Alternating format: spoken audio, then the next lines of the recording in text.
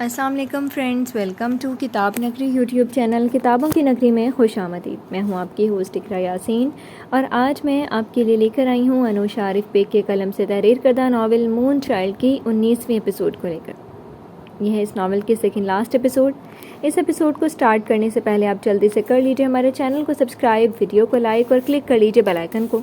اب آتے ہیں ایپیسوڈ کی جانب۔ باب ہے 19۔ باب کا نام ہے حاصل لا حاصل۔ ہر چاہ پوری نہیں ہوتی، ہر ضد مانی نہیں جاتی۔ اپنے کمرے میں داخل ہونے کے بعد واپس ٹیبل کے پاس آ کر کرسی کھینچ کر اس پر ریلیکس ہو کر بیٹھ چکی تھی۔ ٹیبل پر بڑے لیپ ٹاپ کی اسکرین اٹھا کر اسے آن کرتے وہ مضطرب انداز میں میل چیک کرنے لگی تھی۔ میل باکس شانتی آبی سی آنکھوں میں سنجیدگی پنہا تھی۔ اس نے ایک بے حد اہم میل کھولا تھا اور ذرا آگے ہو کر اس میں اٹیچ ڈاکیومنٹس جیسے جیسے پڑھنے لگی اس کی آنکھیں حیرت سے پھیلتی گئیں۔ کمرے کا ماحول یکدم گھٹن زدہ معلوم ہوا تھا۔ دوسری جانب اب سوہا عمل کے ساتھ اس کے کمرے میں موجود تھی اور اسے کڑے تیوروں سے دیکھ رہی تھی۔ مجھے سب جانا ہے عمل، جو میں نے دیکھا کیا وہ سچ تھا؟ عمل نے گہری سانس لیتے اپنے جذبات پر قابو پاتے کہنا شروع کیا۔ کب اسے پہلی بار دیکھا، کب اس نے دل پر قبضہ جمایا، سب کچھ۔ سوہا کی آنکھیں تحیر سے وہاں تھیں۔ اسے سمجھ نہیں آ رہا تھا کہ کیسا رد عمل دے۔ اتنے عرصے سے اس کی بہن کسی شخص کی محبت کو دل میں لیے بیٹھی تھی، اس کے انتظار میں تھی، اور جب وہ شخص اس کے سامنے آیا تو وہ اپنی محبت اس پر آشکار کر ہی نہیں سکی، کیونکہ وہ تو پہلے ہی کسی اور کا تھا، اور جس کا وہ تھا وہ اس کی دوسری بہن تھی۔ سوہا اس کی تکلیف سمجھ سکتی تھی، لیکن اس کا اظہار کیسے کرتی، جبکہ وہ مینا اور نائل کے تعلق سے اچھی طرح واقف تھی، اور واقف تو عمل بھی تھی، تبھی وہ ہمت نہیں کر پائی تھی نائل سے کچھ بھی کہنے کی۔ سوہا عمل سے ہمدردی چاہ کر بھی نہیں کر سکی۔ اگر بات مینا کی نہیں ہوتی تو وہ اس کے ساتھ کھڑی ہو سکتی تھی، لیکن اب کیا کیا جا سکتا تھا؟ یہ تم نے دل کدھر لگایا عمل؟ مدھم آواز میں وہ اتنا ہی کہہ پائی جب اس نے بے بسی سے کہا، محبت تو دیکھ کر نہیں کی جاتی نا سوہا، جس کو دن رات آپ نے سوچا ہو اور اس کے دوبارہ روبرو آنے کا شدت سے انتظار کیا، جب وہ آئے اور اس کے ہاتھ میں کسی اور کا ہاتھ ہو تو دل کی کیا حالت ہوتی ہے، میں جان چکی ہوں، اور اس تکلیف دہ حالت سے نکلنے کا راستہ ڈھونڈ رہی ہوں جو مل کر ہی نہیں دے رہا۔ وہ بیڈ پر سر جھکائے بیٹھی تھی جب دونوں نے کسی احساس کے تحت رخ پھیرا اور نفیسہ بیگم کو دروازے پر کھڑا دیکھا، جو بے تاثر چہرہ لیے عمل کو دیکھ رہی تھی۔ عمل کا رنگ پل بھر میں فک ہوا تھا۔ اچھا، تو یہ وجہ تھی جو اتنے دنوں سے تنگ کر کے رکھا ہوا تھا۔ چپتے لہجے میں وہ گویا ہوتی اندر آئی تھی۔ وہ عمل کا کلچ وہ لاؤنج میں ہی بھول گئی تھی، واپس کرنے آئی تھی جب انہوں نے دروازے کا لاک گھمایا، اور ابھی پورا دروازہ وہاں کیا نہیں تھا جب اندر سے آنے والی آواز سن کر وہ جسے سن ہو گئی تھی۔ عمل نے ان سے نظریں نہیں ملائی تھی۔ سوہا خاموشی سے دونوں کو دیکھ رہی تھی جب نفیسہ بیگم تحمل سے پھر سے گویا ہوئی۔ جواب دو عمل۔ جی، یہی وجہ تھی، اور اسی وجہ سے میں وہاں شادی نہیں کرنا چاہتی جہاں آپ میری شادی کرنا چاہتی ہیں۔ ان کے سوال پر وجہ سے ضبط کھو گئی تھی۔ اس کے چیختے لہجے پر دونوں نے حیرانی اور تعصب کی ملی جلی کیفیت سے اسے دیکھا۔ تو پھر تم کیا چاہتی ہیں؟ نائل سے شادی کرنا؟ لیکن ایسا تو ممکن نہیں ہے۔ نفیسہ بیگم کی تحمل مزاجی اسے بے رحمی محسوس ہو رہی تھی۔ آپ نے اور ڈیڈ نے ہمیشہ میری ہر خواہش پوری کی ہے، کیا یہ نہیں کر سکتے؟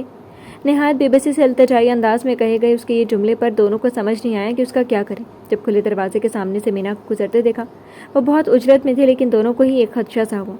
ہم نے تمہاری ہر خواہش پوری کر کے غلطی کی ہے۔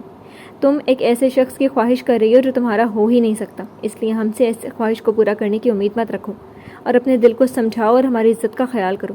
میں نہیں چاہتی کہ کسی اور کو، اور خاص طور پر تمہارے ڈیڈ کو، یہ بات پتہ چلے۔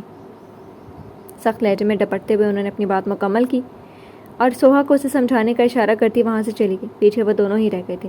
عمل جسے شرم سے ڈوب گئی تھی، اپنی ماں کی باتیں اس کے سینے میں کھب سی گئی تھیں۔ واقعی وہ اس کا ہو ہی نہیں سکتا تھا، تو پھر اس کی خواہش کیوں؟ لیکن دل کا کیا کرتی جو حد درجہ تکلیف سے گزر رہا تھا؟ یہ سب برداشت کرنا اتنا کٹھن نہ ہوتا شاید اگر مقابل مینا نہ ہوتی، کیونکہ وہ اس کی کزن تھی، ایک ہی گھر میں رہتی تھی، اور نائل سے بار بار سامنا ہونے کی صورت میں عمل خود کو کیسے روک پاتی؟ یہ ایک آزمائش تھی، اور کڑی آزمائش تھی۔ دیکھو عمل، زندگی میں ضروری نہیں ہے کہ جیسا ہم چاہیں ویسا ہی ہو۔ اکثر انسانوں کو پہلے محبت ملنا نصیب نہیں ہوتی، اس لیے تم صبر کرو، جو مشکل تو ہے لیکن اس کا اجر بھی بہت ہے۔ اسی بات کو قبول کر لو کہ نائل اسد خان مینا میر کا نصیب ہے، کیونکہ اس میں تمہاری بھلائی ہے، ورنہ تکلیف تمہیں ہی ہوگی۔ اس کا مدافعانہ انداز اس کے دل کو خاموش کرا گیا تھا۔ اس کی قسمت میں وہ نہیں تھا، اس بات پر صبر کرنا واقعی آسان نہیں تھا، لیکن اس کے علاوہ عمل میر اپنے لیے کچھ نہیں کر سکتی تھی۔ سوہا نے ایک طرف سے اس کے گرد بازو حائل کر کے جسے اسے تسلی اور حوصلہ دینا چاہا تھا۔ اس کا دل بھی اپنی بہن کو ایسے دیکھ کر اداس ہو گیا تھا، لیکن وہ اس کی بھلائی ہی چاہتی تھی۔ یہ ناول آپ کتاب نگری یوٹیوب چینل پر پڑھ اور سن رہے ہیں۔ حاصل کر کے بھی لا حاصل ہی رہتی ہیں، آتش دل کو بجھنے نہیں دیتی۔ جس وقت نفیسہ بیگم عمل کے کمرے سے نکلی تھی، اسی وقت مینا دروازے پر مہذب انداز سے دستک دیتی اجازت ملنے کی آواز پر شاہ رخ کے کمرے میں داخل ہوئی تھی، جو بیڈ گراؤنڈ سے ٹک کر پیر پھیلائے دراز تھا۔ یہ کیا ہے میر شاہ رخ؟ دھیمی آواز مگر خیز و خز پلے لہجے پر چونک کر نگاہ اٹھائی اور اس کے حد سے زیادہ سنجیدہ چہرے کو دیکھتا وہ سیدھا ہو بیٹھا تھا۔ انجان لہجے میں پوچھا، کیا چیز؟ مینا نے اس کے سامنے اپنے فون کی اسکرین لے لائی۔ اس نے ایک نظر اس کی شعلہ بار آنکھوں پر ڈالتے اسکرین پر دیکھا تھا، جس کے بعد بھی وہ پرسکون ہی رہا۔ اس کے مقابل کھڑے ہو کر دونوں ہاتھ ٹراؤزر کی جیبوں میں ڈال لیے۔ مینا کو اس پر طیش آیا تھا، مطلب کوئی شخص اتنا بگڑ سکتا ہے کہ اپنے ہی گھر کو تباہ کر دے؟ جواب دو، چپ کیوں ہو؟ اپنے ہی کاروبار میں خیانت اور اپنی باپ کا نام بدنام کرنے کا حوصلہ کہاں سے آیا تمہیں؟ نہایت ضبط سے چبا چبا کر کہتے وہ اسے اشتعال دلانے لگی تھی۔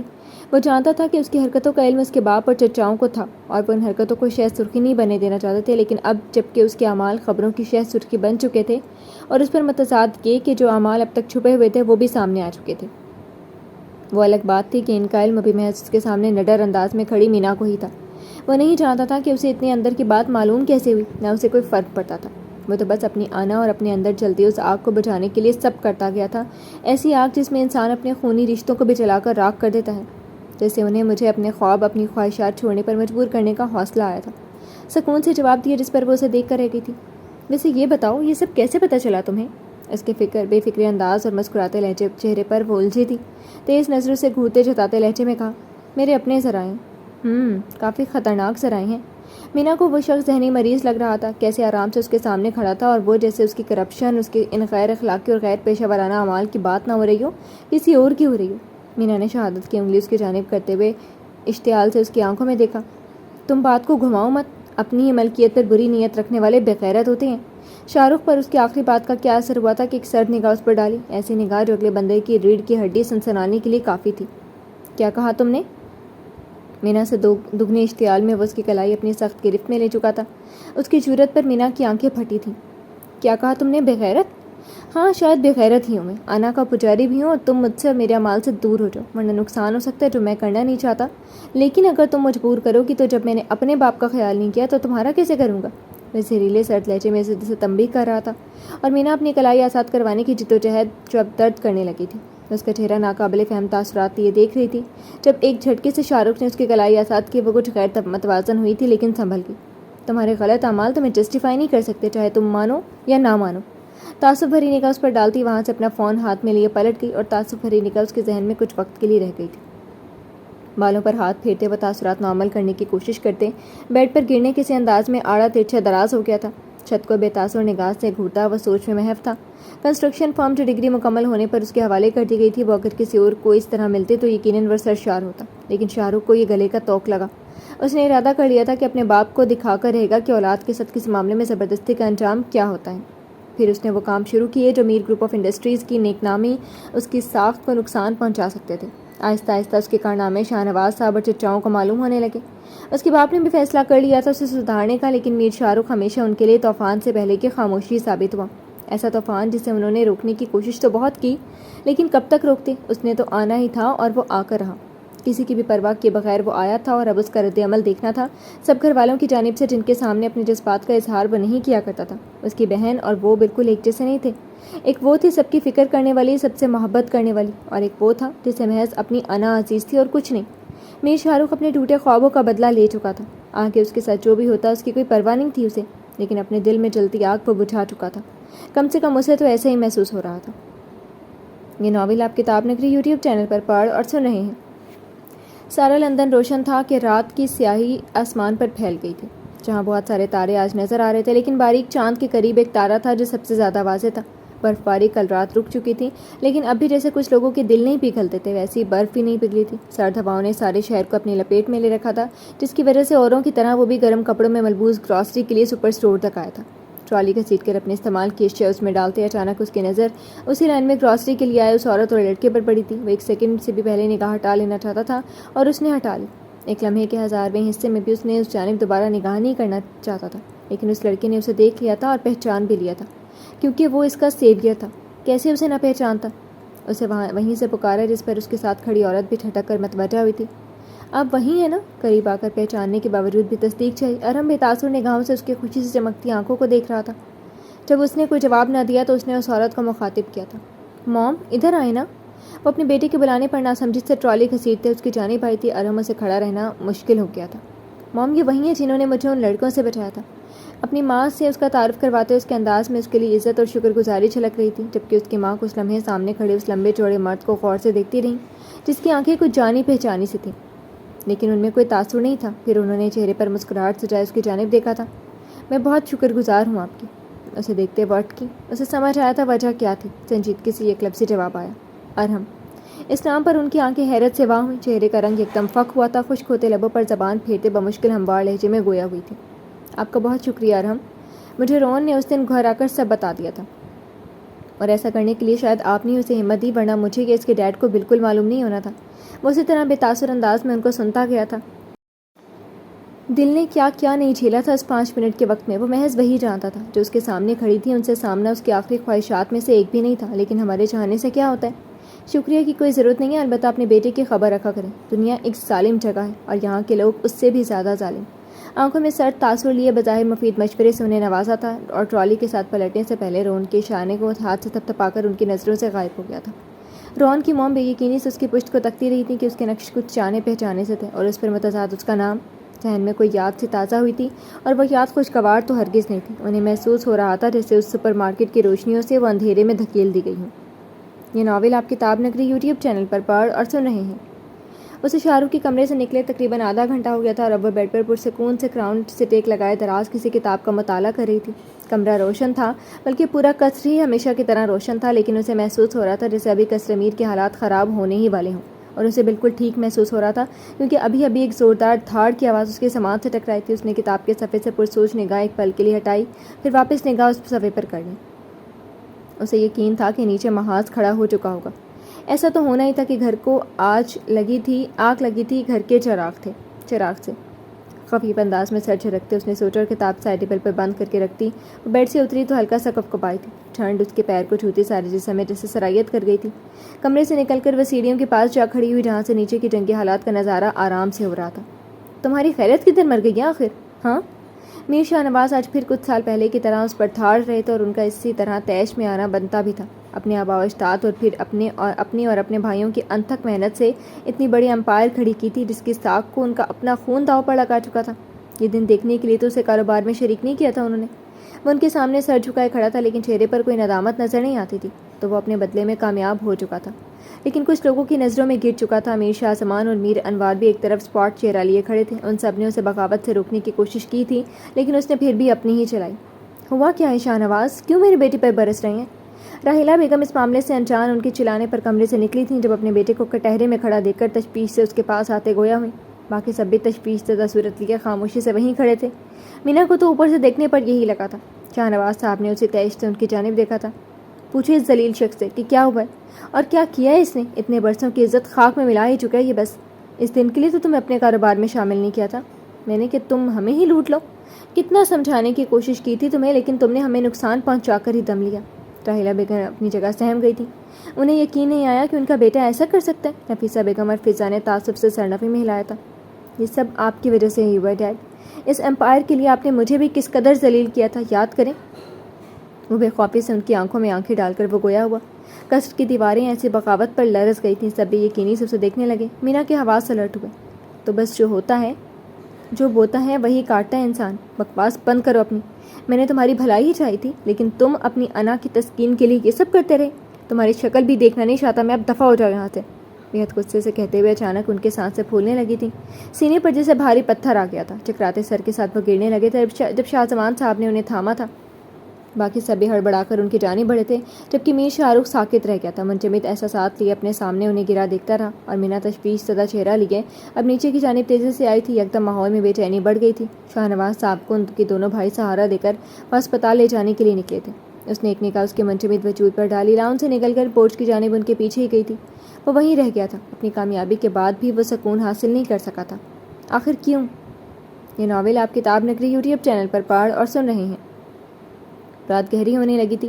وہ شہر کا ایک بڑا ہسپتال تھا جہاں وہ لوگ کے باہر راہداری میں موجود تھے۔ ہسپتال کی دیواروں تک اس ٹھنڈ اور پریشانی میں وحشت زدہ محسوس ہو رہی تھی۔ کوئی پریشان حال دیوار سے ٹک کر کھڑا تھا تو کوئی تفکر چہرے پر سجائے کرسی پر بیٹھا تھا۔ انہیں وہاں 1 گھنٹہ گزر چکا تھا۔ کچھ دیر میں ایمرجنسی روم کا دروازہ کھلا تھا اور ایک درمیانی عمر کے ڈاکٹر باہر آئے جنہوں نے شاہ نواز صاحب کو مائنر ہارٹ اٹیک کی تصدیق کی تھی۔ मीना कुछ फासले पर खड़ी उनकी बात सुन रही थी जो उसके डैड और चाचू से कह रहे थे कि उन्हें बर वक्त हॉस्पिटल लाया गया था, जिसकी वजह से उनकी हालत ज़्यादा बुरी नहीं हुई और कुछ दिनों में वो ठीक हो जाएंगे। सबकी जान में जैसे जान आ गई थी। डॉक्टर वहाँ से चले गए थे जब सबको कुछ होश आया। किसी ने भी खाना नहीं खाया था, लिहाजा शाहजमान साहब और अनवार साहब के बेहद इसरार पर आशिर के साथ ख़वातीन घर चली गईं, क्योंकि अभी शाहनवाज साहब को होश में आने में कुछ वक्त लगना था। मीना को भी फ़िज़ा ने घर चलने का कहा, लेकिन उसने कुछ देर बाद आने का कह दिया। अमल भी उनके साथ ही चली गई थी। उसके अंदर मीना का सामना करने की फ़िलहाल हिम्मत नहीं थी। कुछ मिनटों बाद अनवार साहब उधर से किसी काम से गए थे और शाहजमान साहब ने उसे दीवार से पुश टिकाए खला में घूरते पाया तो उसे आवाज़ देकर अपनी जानिब मतवज्जा किया। वो चौंकी, फिर उन्हें अपनी जानिब देखता पाकर उनके बराबर में आकर कुर्सी पर बैठ गई। आप क्यों नहीं गई सबके साथ घर? यहाँ अल्लाह का शुक्र है सब ठीक है, वो बड़ी मोहब्बत से उसे देखते कह रहे थे। वो यासियत से उन्हें देखने लगी। पता नहीं डैड, बस अभी दिल नहीं किया जाने का। और वैसे भी सोहा आने वाली होगी। उसकी अधूरी बात वो समझ चुके थे और उसके दिल की बात भी। उसके गिर्द अपना बाजू हायल किया। इस मामले में ज़्यादा सोचना मत बेटा, शाहरुख ने जो करना था कर लिया, हमने भी जितनी कोशिश करनी थी कर ली। अब अल्लाह मालिक है, इतने सालों के नाम को पल भर में अल्लाह बदनाम नहीं होने देगा, मुझे यकीन है। वो वाकई उसके जहन में चलती बात जान गए थे। वो ठीक कह रहे थे, उसने सोचा और उसी तरह यासियत से उन्हें देखती रही जब तक सोहा के कदमों की आवाज़ उस तक ना पहुँच गई थी। मुझे यकीन नहीं आ रहा कि भाई ऐसा कर सकता है। शाहजमान ने अपने डैड की खैरियत मालूम करने के बाद वो मीना के साथ खड़ी थी। जब उसके बताने पर अफसोस से सर झटका। वह अस्पताल में ड्यूटी पर थी, इसलिए उसे आने में देर हो गई थी। शाहजहान उसे लेने पहुंचा था जब वह इमरजेंसी में मसरूफ़ थी। वहाँ से 15 मिनट बाद फारिग होने पर फौरी तौर पर यहाँ चले आए थे। शाहजहान शाहजमान साहब के साथ कुछ बात कर रहा था और डैड ने उन्हें वाकई घर से निकल जाने को कहा। वजह से तस्दीक चाहती थी। हाँ, जबकि ये कहना उनके लिए बहुत मुश्किल था। मीना को वो लम्हा याद आया था जब उसे घर से दफ़ा हो जाने का कहकर फ़ौरन ही वो गिर पड़े थे। इतना बड़ा सदमा उन्हें पहुंचा था कि वो निढाल ही हो गए थे। किसको फ़ोन कर रही हो? कुछ मिनटों बाद उसे बार बार किसी का नंबर मिलाकर कान से लगाते और फिर दूसरी जानिब से जवाब ना मिलने पर उसने पूछ लिया, भाई को। लेकिन वो फ़ोन ही नहीं उठा रहे। मुझे फ़िक्र हो रही है मीना, पता नहीं वो कहाँ होंगे। अगर घर से वाकई चले गए तो? उसका जो चिल्लाया तफक्कुर ज़दा लहजा मीना को भी फ़िक्र में मुब्तला कर रहा था। जो भी था और जैसा भी था, शाहरुख वो तन्हाई की कैद काट चुकी थी और ये कैद किसी और के लिए नहीं चाहती थी। और तो फिर वो उसका कज़न था। उसके इर्द गिर्द चहल पहल मध्यम ही सही मगर लेकिन थी, और सर्दी उस वक्त काफ़ी ज़्यादा महसूस हो रही थी। ये नावल आप किताब नगरी यूट्यूब चैनल पर पढ़ और सुन रहे हैं। वो वहशतों और परेशानियों वाली सर्द रात बीत गई थी। सुबह काफ़ी खुशगवार थी। शाहनवाज साहब को होश आ चुका था और सब उनसे मिलकर घर जा चुके थे। सुहा भी रात की रुकी कुछ देर पहले ही शाहजहान के साथ कश्मीर ही गई थी। उसका इरादा माँ से मिलने का था। शाहनवाज को ज़्यादा बात करने से मना किया गया था और वो वैसे भी नकाहत की वजह से कम ही बात कर रहे थे। सब उनसे मिल चुके थे, लेकिन अगर कोई नहीं मिला था तो वो था शाहरुख, उनका बेटा। उन्हें फ़िलवक्त उससे मिलने की कोई ख्वाहिश भी नहीं थी। होश में आने के बाद से वो सफ़ेद दीवारों को तकते यही सोच रहे थे कि उनका इकलौता बेटा उनके लिए सज़ा क्यों बना। शायद इसमें उनकी तरबियत का भी कुछ कसूर हो और शायद ये किसी बाप को उसकी औलाद से जुदा करने का मकफ़ात अमल। हाँ, शाहजमान को भी तो उनकी औलाद से दूर किया था। शायद उसी का मकफ़ात अमल था जो आज उनको खुद अपने बेटे को खुद से दूर करना पड़ा। अभी वह इन्हीं सब सोचों का शिकार थे जब शाहजमान दरवाज़ा वहाँ करते अंदर दाखिल हुए। हल्की मुस्कुराहट लिए उनके बेड सामने रखी कुर्सी पर बैठ गए। मुझे मालूम है आप शाहरुख पर बहुत गुस्सा हैं। उसकी गलती ही ऐसी है कि गुस्सा तो बनता, लेकिन अल्लाह पर यकीन रखें, इज़्ज़त देने वाला तो वही है। उन्होंने उनका गुस्सा कम करने के लिए ये सब कहा था। वो जानते थे शाहरुख की ये सब करने के पीछे भी एक बैक स्टोरी थी, लेकिन उनके भाई ये समझने से कासिर थे। उसको अपने ख्वाब प्यारे थे जो उसके बाप की वजह से टूट चुके थे। इस बात का गुस्सा उसने निकाला था जो उसके अंदर सालों से मौजूद था। तुम्हें भी तो तुम्हारी औलाद से दूर किया था। शायद उसका मकफ़ात अमल है कि शाहनवाज सामने दीवार पर निगाह जमाए आहिस्तगी से गोया हुए। मीना को इस घर में कबूल वो पहले के उसी वक्त कर चुके थे जब शाहजमान उसे कश्मीर लेकर आए थे, लेकिन उसके साथ हुई ज़्यादती का एहसास उन्हें अब शिद्दत से हो रहा था। जब उनको खुद अपने बेटे का रवैये ने गहरा दुख पहुंचाया था, उनके लहजे में शाहजमान अदामत की रमक महसूस कर सकते थे। उनको तासुफ ने आ घेरा था। वो एक अलग बात थी भाईजान। मेरी बेटी अब मुझे वापस मिल चुकी है, जिसकी ख्वाहिश उसकी दूरी के गम से ज़्यादा है, जिसकी खुशी उसकी दूरी के गम से ज़्यादा है। शाहरुख का मसला अलग है। आप इस बारे में सोचें तो आप एक जगह ख़ुद को भी कसूरवार समझेंगे, लेकिन मैं एक बात बताऊं आपको। उनके सवालिया अंदाज पर शाहनवाज ने उनकी जानिब देखा, जिसे बात जारी रखने की इजाज़त दी। औलाद से दूरी बर्दाश्त करना बहुत कठिन होता है। मैं ये वक्त काट चुका हूँ, इसलिए मुझे अंदाज़ा है। इसलिए इस बारे में सोचिएगा ज़रूर। वो उनके नज़दीक बहुत गहरी बात कर गए थे। हो सकता था कि कुछ दिनों बाद वे इस बात पर गौर कर लें, लेकिन शाहनवाज फिल वक्त शाहरुख के मतलब बात भी सोचना नहीं चाहते थे, इसलिए कुछ कहे बगैर आंखें मूंद गए। ये नावल आप किताब नगरी यूट्यूब चैनल पर पढ़ और सुन रहे हैं। फलक पर सुर्ख और नीले रंग का इम्तजाज किया ही खूबसूरत लग रहा था। वह दोनों साहिल समंदर पर लहरों के बीच शाना बशाना खड़े सूरज को ऊपर पर डूबता देख रहे थे। हवा में ठंड बढ़ गई थी, पैरों से टकराता पानी भी ठंडा था, लेकिन वो दोनों इस सब से बेनियाज थे। नाइल शाहनवाज साहब को देखने अस्पताल आया था। اس وقت مینا بھی وہیں تھی. اسے وہ کچھ ڈسٹرب لگی تو ان سے ملنے کے بعد اسے ادھر لے کر آ گیا تھا. گھر میں سب ٹھیک ہے؟ اس کے سوال پر مینا نے گہری سانس ہوا کے سپرد کی. تایا جان ٹھیک ہے، اب ڈسچارج ہو جائیں گے رات تک. لیکن شاہ رخ؟ نائل غور سے اسے دیکھ رہا تھا جیسے اس سے حسین منظر کوئی ہو ہی نہیں، سورج غروب ہونے کا منظر بھی نہیں. اس پر مجھے محض افسوس ہوتا ہے اور کچھ نہیں. جب کسی شخص کے خواب اسے چھین لیے جائیں اور ان کے بدلے اسے انچاہے منزل دے دی جائے اور وہ بھی احسان جتا کر، تو اس شخص کے لیے وہ منزل معنی نہیں رکھتی. شاہ رخ کے لیے بھی معنی نہیں رکھتی تھی. اس نے ضد میں اپنے ڈیڈ کی بات مان لی تھی اور پھر اس امپائر کو نقصان پہنچانا اس کی ضد بن گئی. گرم لانگ کوٹ کے ساتھ جینز میں ملبوس تھی. کھلے بالوں کو سائڈ مانگ نکال کر پن میں مقید کیا ہوا تھا. وہ اداس لہجے میں کہہ کر خاموش ہو گئی تھی جب اس کا ارتکاز ٹوٹا اور وہ اب سیاہ ہوتے آسمان کو دیکھ رہا تھا جہاں تارے جگمگا رہے تھے. وقت سب ٹھیک کر دیتا ہے. وہ پتھر دلوں کو نرم کرنے کی بھی طاقت رکھتا ہے. اس کا نرم اور سحر انگیز لہجہ مینا کے ذہن میں چلتی کشمکش کو کم کر چکا تھا. ٹھنڈ بڑھ گئی ہے، واپس چلو مینا، تمہیں ٹھنڈ لگ جائے گی.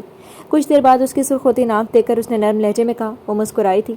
آپ کہتے ہیں تو چل لیتے ہیں. ایک ادا سے آنکھیں چپکا کر کہا جس پر وہ مر ہی تو گیا تھا. دونوں اب لہروں سے نکل کر ریت پر چل رہے تھے. کچھ فاصلے پر کھڑی گاڑی کی طرف بڑھ کے فلک پر تنی تاروں سے سجی سیاہ چادر نے انہیں جاتے دیکھا تھا اور دونوں کے ایک ساتھ ہمیشہ خوش اور مطمئن رہنے کی دعا بھی کی تھی. یہ ناول آپ کتاب نگری یوٹیوب چینل پر پڑھ اور سن رہے ہیں.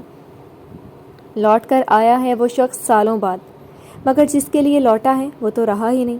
شہر لندن میں دوپہر کا وقت تھا. موسم میں ٹھنڈ کی شدت ہنوز برقرار تھی.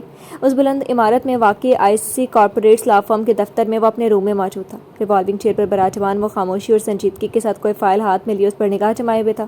چاروں طرف خاموشی چھائی تھی جسے اس کے عقب میں موجود دیوار پر لگے انٹرکام کی بیل نے توڑا تھا. اس کے بنائے ماحول میں پھر ہاتھ بڑھا پیچھے لے جا کر ریسیور اٹھایا اور کان سے لگایا. کون؟ ریسیپشنسٹ کی کچھ کہنے پر ناسمجھی سے کہا. اچھا ٹھیک ہے، آپ انہیں میرے آفس میں بھیج دیں. کچھ پل کے توقف کے بعد اس نے گہری سانس لیتے ہوئے کہا اور ریسیور کریڈل پر پٹخ دیا. اس کے چہرے پر جھنجھلاہٹ در آئی تھی. اسے بتایا گیا تھا کوئی عورت اس سے ملنے آئی ہے اور ارحم کا ذہن کوئی برا سگنل دے رہا تھا. کچھ لمحوں بعد اس کے آفس کے دروازے پر دستک ہوئی. کمرے میں موجود شخص کی اجازت ملنے پر اس عورت نے دروازہ وا کر کے اندر قدم رکھا. اس کی چال شاہانہ تھی جبکہ نگاہیں ارحم پر مرکوز تھیں جو بے تاثر نظر آ رہا تھا. اس کے بالکل سامنے آ رکی تھی. زبردستی کی مسکراہٹ چہرے پر سجائے گویا ہوئی. تم مجھے پہچان گئے ہوگے ہے نا؟ ارحم نے ان کے لہجے کی ہچکچاہٹ واضح محسوس کی تھی جیسے انہیں یقین نہیں تھا کہ وہ انہیں پہچانے گا. لیکن اس بات پر وہ کچھ حیران ہوا تھا کہ وہ اسے یاد تھی. یعنی وہ عورت جو اس کی ماں تھی اور جس نے اپنی اولاد کو خود سے جدا کر دیا تھا، آج اتنے سالوں کے بعد اس کے سامنے کھڑی اس سے پوچھ رہی تھی کہ کیا وہ اسے پہچان گیا. حالانکہ سوال تو یہ ہونا چاہیے تھا کہ کیا وہ اسے پہچان گئی تھی. جب وہ 2 دن پہلے سپر مارکیٹ میں ملے تھے تب ان کے تاثرات پر اس نے اتنا دھیان نہیں دیا تھا. نہ اسے دلچسپی تھی اپنے بارے میں ان کی رائے جاننے کی، لیکن اسے اتنا سا بھی اندازہ نہیں تھا کہ وہ یہاں اس سے ملنے آئیں گی. انہیں یہاں دیکھ کر اسے خوشی تو قطعی نہیں ہوئی تھی کہ اب اس خونی رشتے کے لیے اس کے دل میں کوئی گنجائش نہیں بچی تھی اور اس کی نوبت سامنے موجود ہستی کی وجہ سے ہی آئی تھی. مسز سائمن، یہ سوال تو میرا ہونا چاہیے تھا لیکن آپ نے کر لیا. خیر کوئی بات نہیں، تشریف رکھیے. شاہانہ انداز سے وہ گویا ہوا تھا. دائیں جانب رکھے صوفوں کی طرف اشارہ کیا تو وہ ایک نگاہ اس نیلے سرمئی سوٹ میں ملبوس خوبرو جوان مرد پر ڈالتی اس طرف بڑھ گئی. انٹرکام پر اپنی سیکرٹری کو کچھ ہدایات دے کر وہ ان کے سامنے صوفے پر براجمان ہو گیا تھا. جین کی نگاہیں اس کے چہرے سے ہٹ نہیں رہی تھی. سالوں بعد جو دیکھ رہی تھی یہ وہ ارحم نہیں تھا جسے وہ اس کے بچپن میں یتیم خانے چھوڑ کر گئی تھی. یہ ارحم تک بجی اور مضبوط شخص، ایک کامیاب وکیل تھا. ان کے دل کے کسی گوشے میں خوشی کا احساس پیدا ہوا تھا اسے کامیاب دیکھ کر. کیا میں پوچھ سکتا ہوں کہ آپ کے یہاں تشریف لانے کا مقصد کیا ہے؟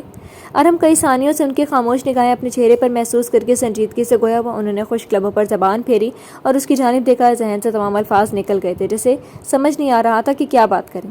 انہیں وہ خود سے صدیوں کے فاصلے پر محسوس ہو رہا تھا.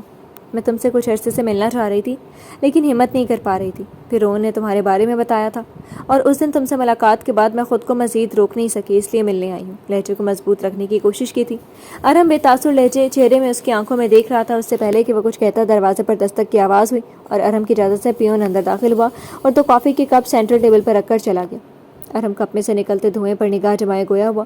آپ کیوں ملنا چاہتی تھی مجھ سے؟ ہمارا تعلق تو کب کا ختم ہو چکا. اس بات پر جین نے بے یقینی سے اس کی جانب دیکھا جیسے وہ اس کی توقع نہ کر رہی ہوں.